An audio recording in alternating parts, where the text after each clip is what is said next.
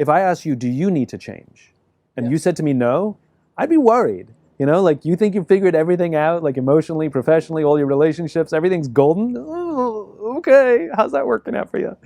You know, I think the answer is always yes, which is to view ourselves or our organizations as works in progress. You know, that is an infinite mindset. Infinite mindset is fundamentally constant improvement. So, you know, there's big change, there's little change, there's tweaks, there's dramatic change. Sometimes it's reacting to changing cultures, changes in culture, politics, technology. You know, sometimes the change is our own, sometimes we have to react to it. But I think the honest answer is yes, we have to change. There's always opportunity to improve something. So there's this notion in businesses that people fear change, which is just fundamentally not true. People fear sudden change, you know? But incremental change is not threatening. People fear change that threatens them, right?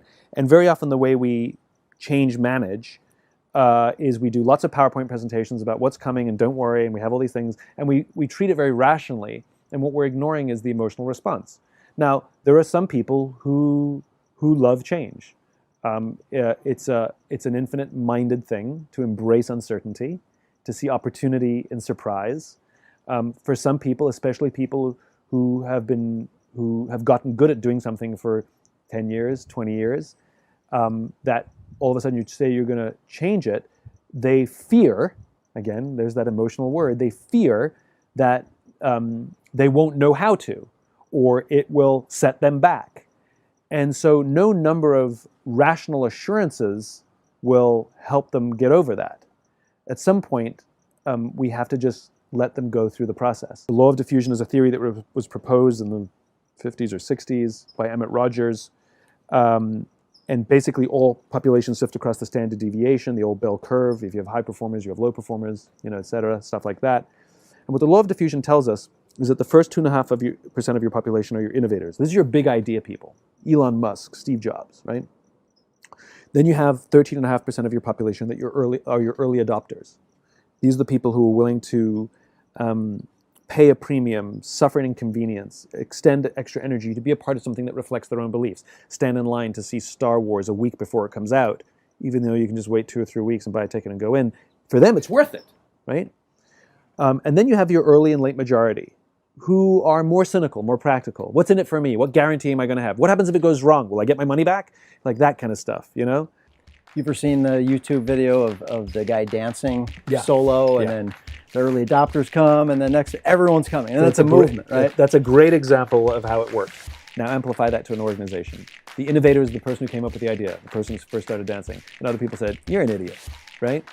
But a small group said, yeah, but it's fun. You know, we'll give it a try. And then before you know it, it's a perfect example of how law of diffusions work and how tipping points work. When we try to affect change inside an organization, we obviously want to affect the bell. We want to affect the majority of the company. But that's not how change happens. Because the majority will not try something until someone has tried it first. They're risk intolerant. And so what you actually want to do is aim for the early adopters. You aim for the people who go, all right, it's not perfect, we'll give it a try. And if you can get about 15 to 18% market penetration, it just tips. Again, because someone else has tried it. It's happened. And so the way you affect change in an organization is not to thrust it upon everybody, because you're going to get massive resistance from the majority, but rather identify the pockets of early adopters, individuals and teams, that are willing to try this new thing that you want to try, get the kinks out, and then before you know it, what ends up happening is the majority starts getting angry, like, why weren't we given this? Well, that's called demand. We love that.